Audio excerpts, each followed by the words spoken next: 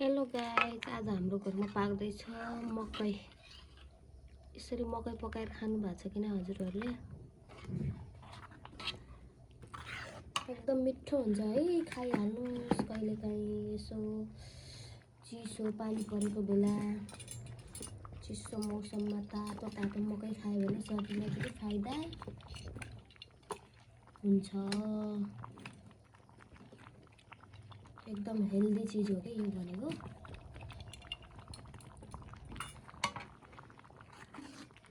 सधैँ नखाए पनि कहिले कसो यसो जिब्रोले पनि फरक टेस्ट लिनु पर्यो कि। आजको खाना चाहिँ यही हो है हाम्रो साथीहरू। आज हामी यही खाने विचार गरिरहेछौँ। एकदम मिठो हुन्छ।